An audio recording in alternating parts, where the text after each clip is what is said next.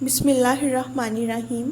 السلام علیکم viewers, Iram health care and beauty tips میں خوش آمدید۔ آج میں آپ کو بتاؤں گی کہ غذا ہی سب سے اچھی دوا ہے۔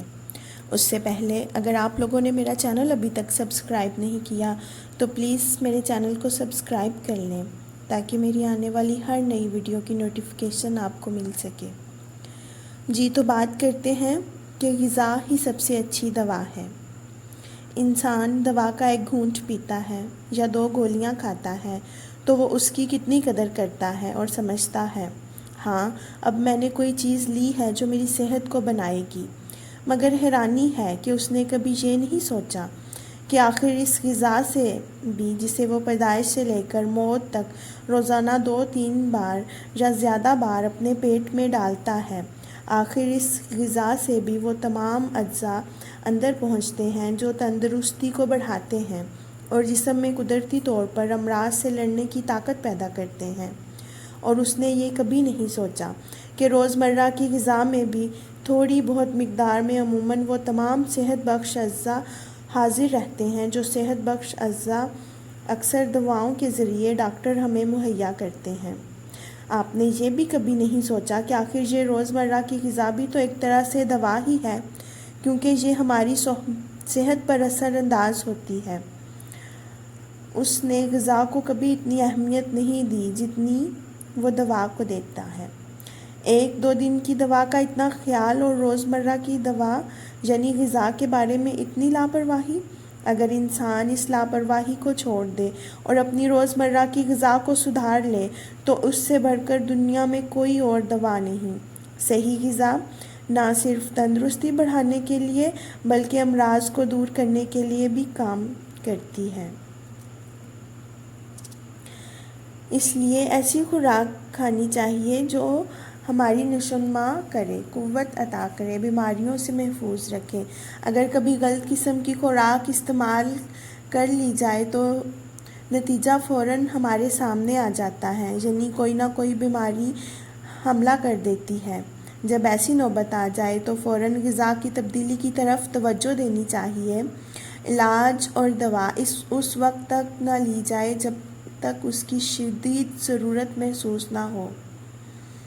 آنے والے ہر روز میں ہر شخص غذا کو بطور دوا سمجھ کر کھایا کرے گا۔ ہمارے دل کی تعمیر و تشکیل غذا سے ہوتی ہے، لہٰذا اس کی حرمت اور اصلاح بھی غذا سے ہی ہو سکتی ہے۔ بے شک غذا سے بڑھ کر دنیا کی اور کوئی دوا نہیں۔ ایک فرانسیسی فلاسفر کے قول کے مطابق کسی قوم کی قسمت کا دار و مدار اس بات پر ہوتا ہے کہ وہ لوگ کیا کھاتے ہیں اور کیسے کھاتے ہیں۔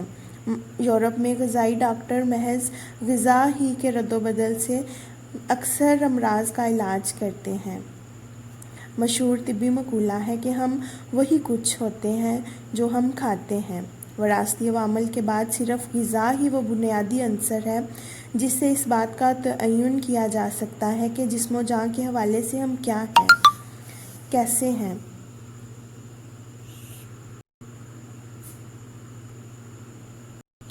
غذائی تحقیق سے یہ بات ثابت ہے کہ ناقص غذا اور اس کے نتیجے میں مختلف بیماریوں کا آپس میں گہرا تعلق ہوتا ہے۔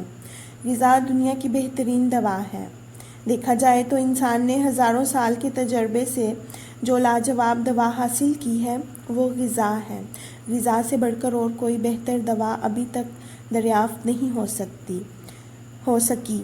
روزمرہ دواؤں کی قدر و قیمت ہنگامی اور محدود ہے، لیکن غذا کی افادیت پائیدار ہے۔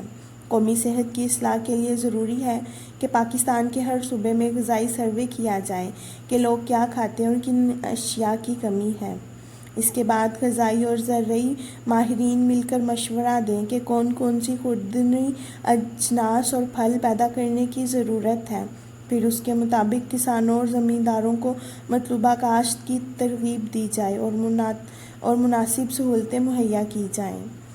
غذائی علاج کی اہمیت کا اندازہ اس امر سے لگایا جا سکتا ہے کہ انسانی اور حیوانی جسم میں خون صرف غذا سے ہی پیدا ہوتا ہے۔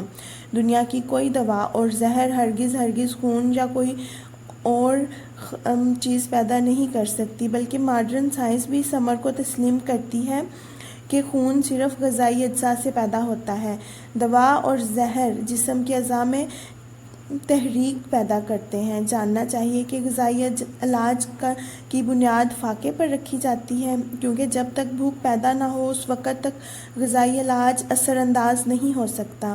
بھوک کو پیدا کرنے کے لیے ہی غذا کو اس وقت تک روک دیا جاتا ہے یا اس قدر مزیدار اشیاء کا استعمال کرایا جاتا ہے جس میں غذا کے علاوہ دوا بھی موجود ہو اور انتہائی زود ہضم ہو، جن کو دوا یا دوائی کہہ سکتے ہیں۔ اور غذائی دوائی میں دوا زیادہ اور غذا کم ہوتی ہے، اور دوائی میں غذا کی مقدار زیادہ اور دوائی کی کم ہوتی ہے۔ ان صورتوں میں اور تدابیر سے مقصود شدید قسم کی بھوک کا پیدا کرنا ہے۔ شدید بھوک پیدا کرنے کے لیے مریض کو جب غذا سے کم و بیش دور رکھا جاتا ہے تو اس کو عام طور پر فاقہ کہا جاتا ہے۔ جاننا چاہیے جب تک بھوک بند ہو جاتی ہے تو جسم کے کسی عضو میں رطوبت اور بلغم کی زیادتی ہو جاتی ہے، جس سے اعضاء میں سکون اور سستی پیدا ہو جاتی ہے، جس کے نتیجے میں حرارت اور طاقت قدرتی طور پر کم ہو جاتی ہے، اور اس رطوبت اور بلغم کا اخراج کرنا اور ختم کرنا ادویات سے بھی ہو سکتا ہے، مگر اس طرح اول خون نہیں بنتا، دوسرا دوا کا اپنا ایک مضر اثرات بھی جسم میں رہ جاتا ہے۔ لیکن فاقہ میں جب رطوبت اور بلغم ختم ہو کر حرارت میں تبدیل ہوتی ہے تو وہ ایک قدرتی طور پر ایک اندرونی طاقت پیدا ہوتی ہے جو فطری قوت کا مظہر ہوتی ہے۔ جب جسم کے کسی عضو میں رطوبت یا بلغم کی زیادتی ہو تو اس کی دو صورتیں ہوتی ہیں۔ اول، جگر کے تحت اپنی رطوبت یا بلغم کا اخراج زیادہ کرتے ہیں، وہ اپنی کمزوری کی وجہ سے رطوبت کو جذب نہیں کر سکتے۔ جب فاقہ دیا جاتا ہے یعنی بغیر ضرورت غذا نہیں دی جاتی تو اعضاء پر غذا کا بوجھ کم ہو جاتا ہے، جس سے ایک طرف سے تو رطوبت کا گرنا شروع ہو جاتا ہے اور دوسری طرف سے بلغم کو جذب کرنا شروع کر دیتے ہیں، جو اعضاء پر گر کر سکون اور تسکین کا باعث بنتی ہے۔ شدید بھوک سے جب معدہ پر رطوبت اور بلغم جسم میں جمع ہو جاتی ہے یا پیشاب و پخانے اور پسینے سے اخراج پا جاتی ہے اور مزید رطوبت اور بلغم وغیرہ گرنا بند ہو جائے تو اعضاء میں تحریک و حرارت پیدا ہونا شروع ہو جاتی ہے، جس سے غذا ہضم ہو کر خون میں تبدیل ہونا شروع ہو جاتی ہے۔ اس طرح امراض ختم ہو کر صحت حاصل ہوتی ہے۔ ہم یہ بات خوبی جانتے ہیں کہ مشینری اس وقت تک کام نہیں کرتی جب تک اس میں ایندھن نہ ڈالا جائے۔ ہوائی جہاز پیٹرول کے بغیر نہیں اڑ سکتا، گاڑی تیل کے بغیر اور کوئلے کے بغیر نہیں چل سکتی۔ اسی طرح ایک انسانی جسم میں روز اول سے موجود اور مرتے دم تک قائم ہے۔ اگر اس مشینری کو صحیح خوراک نہ ملے تو یہ اپنے افعال درست طریقے سے انجام نہیں دے سکتی۔ زندگی میں مختلف جسمانی اور دماغی حرکات تو افعال کے سبب ہر روز بلکہ ہر لمحے جسم انسانی تحلیل ہوتا رہتا ہے، یعنی اس کا کوئی نہ کوئی حصہ خرچ ہوتا رہتا ہے۔ مثلاً جس وقت ہم کوئی جسمانی کام کرتے ہیں، یعنی چلنے پھرنے، بولنے، سانس لینے یا دماغی کام کرنے کے لیے غور و فکر کرنا یا سوچنا، تو اس میں ہمارے جسم کا کوئی حصہ ناکارہ ہو جاتا ہے جس کو ہم بطور فضلہ جسم سے خارج کر دیتے ہیں، اور اس طرح جو حصہ جسم میں خرچ ہوتا ہے اس کی کمی کو پورا کرنے کے لیے غذا کی ضرورت پڑتی ہے۔ اس کے علاوہ حرکات و افعال کے دوران جسم سے گرمی اور حرارت خارج ہوتی ہے اور خوراک ہی سے جسم میں گرمی پیدا ہوتی ہے، لہٰذا ہم ان دونوں فائدوں کے لیے غذا کا استعمال کرتے ہیں۔ جہاں تک ممکن ہو سکے تازہ غذا استعمال کرنی چاہیے۔ باسی اور گلی سڑی چیزوں سے پرہیز لازمی ہے، بلکہ ایسی چیزیں مضر صحت ہیں، اس کے کھانے سے فائدے کی بجائے نقصان ہوتا ہے۔ کھانے کی چیزیں صاف ستھرے برتنوں میں ڈھانپ کر رکھنی چاہیے۔ بازاروں کی چیزوں پر اکثر گرد و غبار اور مکھیاں بیٹھی ہوتی ہیں جن کی وجہ سے ان میں غلاظت اور جراثیم شامل ہو جاتے ہیں۔ ایسی چیزیں کھانے سے کئی خطرناک بیماریاں پیدا ہو سکتی ہیں۔ ہم اپنے سے زیادہ جانوروں کی دیکھ بھال میں توجہ دیتے ہیں۔ ہر مالک جانتا ہے کہ اس کے جانوروں کی صحت کا دار و مدار ان کی خوراک پر ہے، مگر کتنے لوگ اپنی روزمرہ کی خوراک پر توجہ دیتے ہیں؟ ایک ڈاکٹر کا بیان ہے کہ چھوت بیماریوں کو چھوڑ دیا جائے تو باقی 90% بیماریاں غلط طور پر کھانے پینے کا نتیجہ ہوتی ہیں۔ انسان کی روزمرہ کی کھانے پینے کی غلطیاں بڑھتی جا رہی ہیں اور بیماریوں کی تعداد بھی۔ صحت کو جہاں دوسرے خطرے لاحق ہیں، وہاں خورد و نوش کے طریقہ کار میں تبدیلیوں نے بھی صحت کا دیوالیہ کرنا شروع کر دیا ہے۔ صحت کے لیے سادہ غذا کی بہت اہمیت ہے۔ جب تک لوگ سادہ غذا استعمال کرتے رہے، ہارٹ اٹیک، بلڈ پریشر، جوڑوں کے درد اور معدے کی بیماریاں کبھی بھی سننے میں نہیں آئی تھیں۔ آج 100 میں سے 99 افراد ان امراض میں مبتلا ہیں۔ ہم روٹی کا رنگ سفید بنانے کے لیے اس میں سے چوکر یعنی چھان نکال دیتے ہیں، یہ جانتے ہوئے بھی کہ اصل غذائیت اور طاقت گندم کے چھان میں ہے۔ ڈالڈا گھی جو استعمال کیا جاتا ہے، یہ صحت کے لیے انتہائی مضر ہے، خصوصاً اس میں شامل وہ اجزاء جو اسے سفید کرنے کے لیے ملائے جاتے ہیں، وہ معدے کا السر پیدا کرتا ہے۔ دل کے لیے ڈالڈا گھی چکنا زہر ہے۔ اس کی بجائے سورج مکھی، زیتون، مکئی کے تیل کو رواج دیا جائے تو بہت سی بیماریاں ہمارا پیچھا چھوڑ سکتی ہیں۔ ڈالڈا گھی کے علاوہ سفید چینی میٹھا زہر ہے۔ جب سے چینی کا استعمال شروع ہوا ہے، دل، معدے، جگر اور گردے بے حال ہو گئے ہیں۔ ان اعضاء کا حال اس گاڑی کا ہو گیا ہے جو پیٹرول سے چلتی ہو اور اس میں سپر پیٹرول کی بجائے ڈیزل ڈال دیا جائے، یا مٹی کے تیل کے چولہے کو دیسی گھی سے جلانے کی کوشش کی جائے۔ سرخ مرچ کا استعمال ہمارے ہاں تمام دنیا سے زیادہ ہے۔ جس طرح یہ زبان پر جلن پیدا کرتی ہے، اس سے کہیں زیادہ معدے میں جلن پیدا کرتی ہے۔ بواسیر کا شکار وہی لوگ ہوتے ہیں جو لال مرچ استعمال کرتے ہیں۔ ایک عادت یہ بھی دیکھنے میں آئی ہے کہ کھانے کے دوران بار بار پانی پیا جاتا ہے، جس سے معدے کا جوس صحیح طریقے سے غذا کو ہضم نہیں کر سکتا، الٹا گیس اور بد ہضمی کی تکلیف بڑھ جاتی ہے۔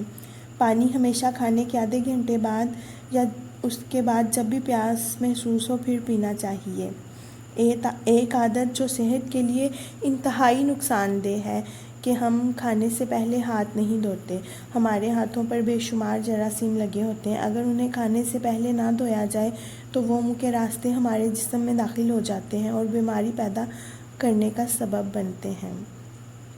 غریب اور متوسط طبقوں میں یہ دیکھنے میں آیا ہے کہ ان کے کھانے پینے کی اشیاء کھلی پڑی رہتی ہیں اور مکھیاں ان پر رقص کرتی رہتی ہیں۔ مکھی میں قدرت نے عجیب قوت مدافعت پیدا کی ہے کہ یہ مختلف جراثیموں کو اپنے جسم سے لگائے اڑتی رہتی ہے، خود جراثیم کا شکار ہو کر بیمار نہیں ہوتی بلکہ دوسروں کو بیمار کرنے کا ذریعہ بن جاتی ہے۔ یہ جس چیز پر بیٹھ جائے جراثیم اس چیز تک پہنچا دیتی ہے اور وہ چیز کھانے والا بیمار ہو جاتا ہے، لہٰذا چیزوں کو ڈھانپ کر رکھنا چاہیے۔ زیادہ گوشت خوری سے اجتناب کرنا چاہیے۔ گوشت بہت سی بیماریاں پیدا کرتا ہے، نیز کھانے کے طریقہ کار میں سادگی کو اپنانا چاہیے اور بناوٹ کو چھوڑ کر سادہ غذا کو ترجیح دینی چاہیے۔ مرغن غذائیں اور پرتکلف کھانا نقصان دہ ہے۔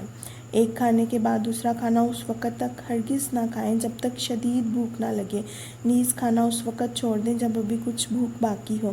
یہ طریقہ صحت اور تندرستی کا بہترین ضامن ہے۔ آج کل عموماً چاول مشینوں میں صاف کرائے جاتے ہیں، لیکن یہ طریقہ کار نہایت مضر ہے۔ اس سے نہ صرف چاولوں کے اوپر کا چھلکا اتر جاتا ہے بلکہ چاولوں کے اوپر کی سطح کا پرت بھی صاف ہو جاتا ہے، چونکہ اسی پرت میں وٹامن بی پایا جاتا ہے، اس لیے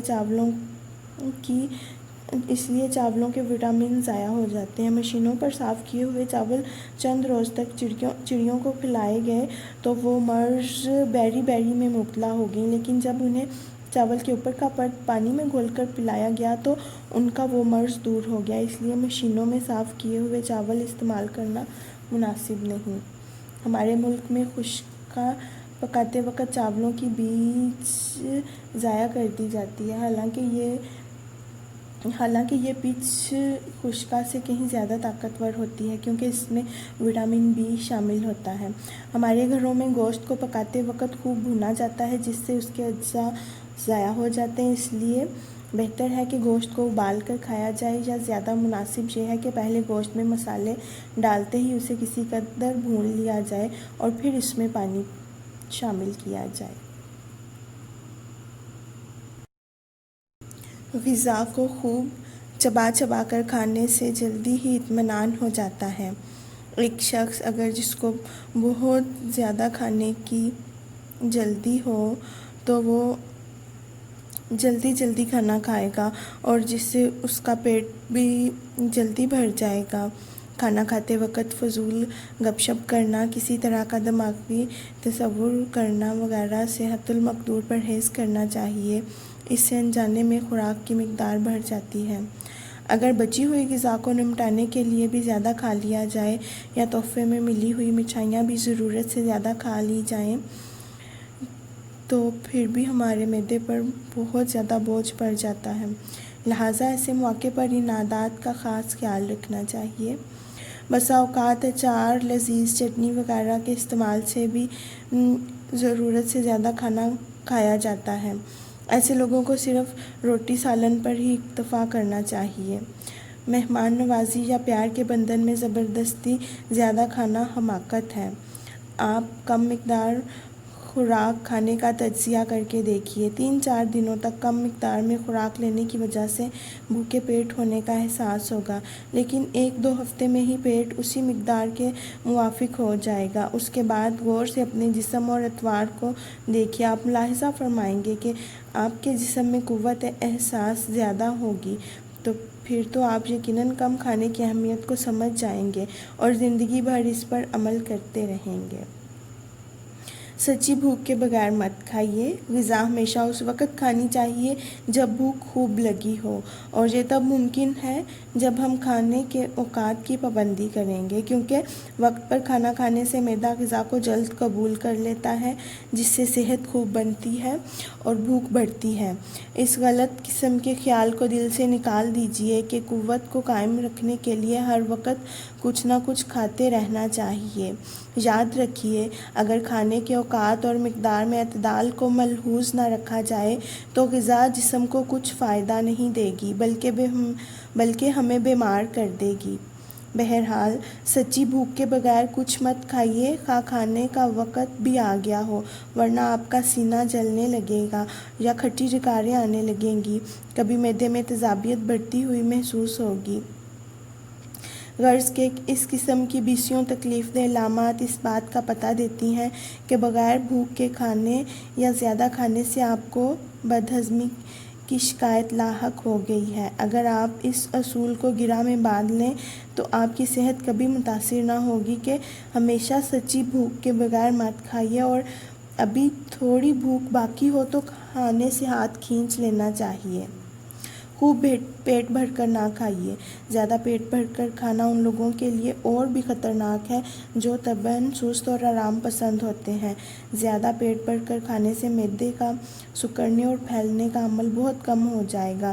غذا سے بھرا ہوا معدہ پھول جائے گا اور سکڑنے کے لیے اسے بہت زور لگانا پڑے گا، اور وہ غذا کو ہضم کرنے سے عاجز ہو جائے گا، جس سے بے شمار امراض پیدا ہو جائیں گے۔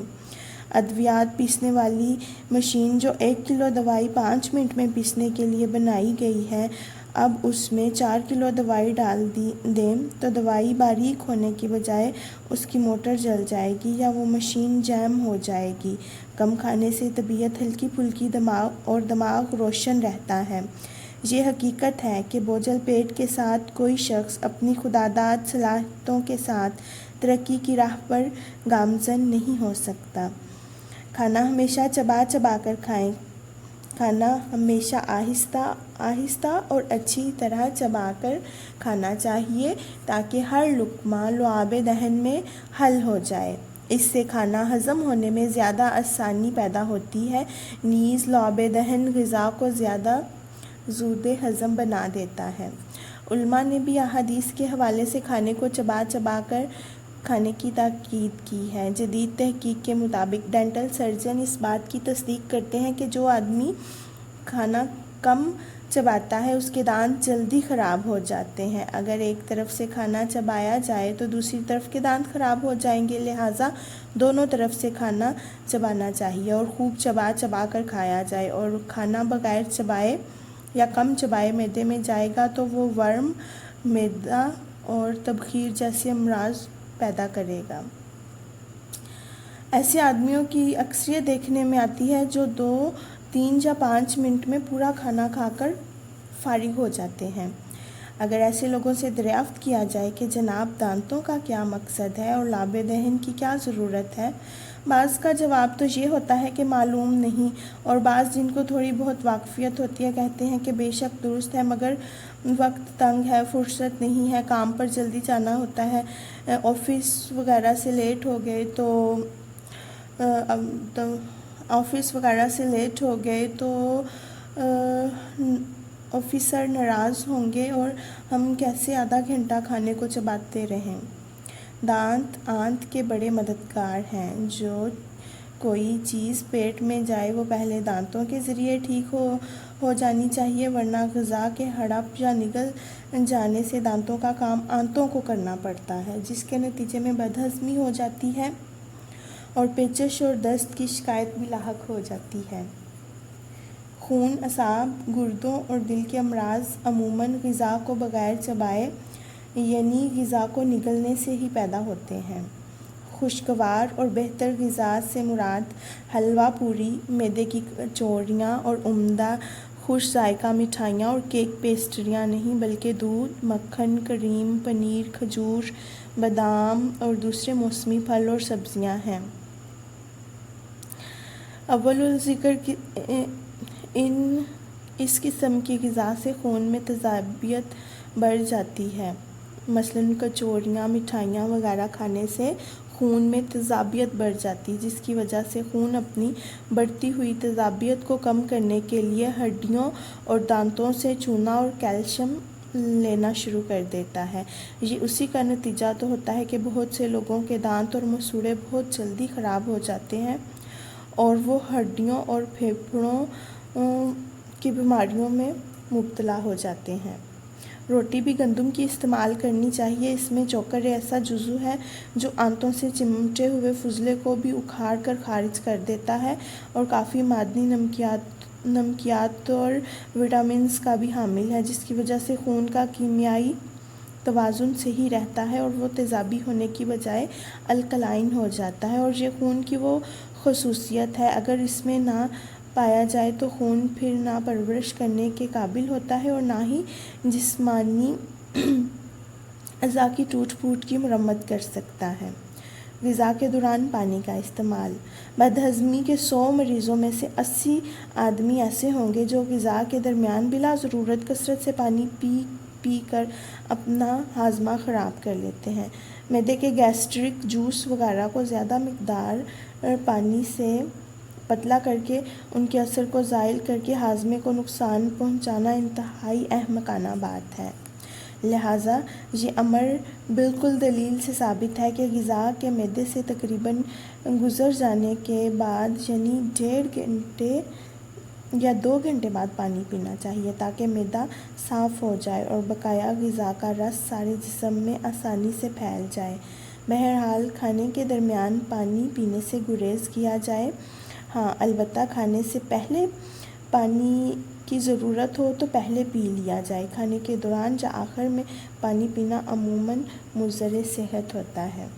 کھانے کے درمیان پیاس عموماً ان لوگوں کو ہوتی ہے جن کی بڑی آنت میں فضلہ بھرا ہوا ہو یا جو جلدی بغیر چبائے نوالا نگل جاتے ہیں اور مدت سے اس کے عادی ہیں، یا وہ جو مسالے دار غذا کے بکثرت شوقین ہوں۔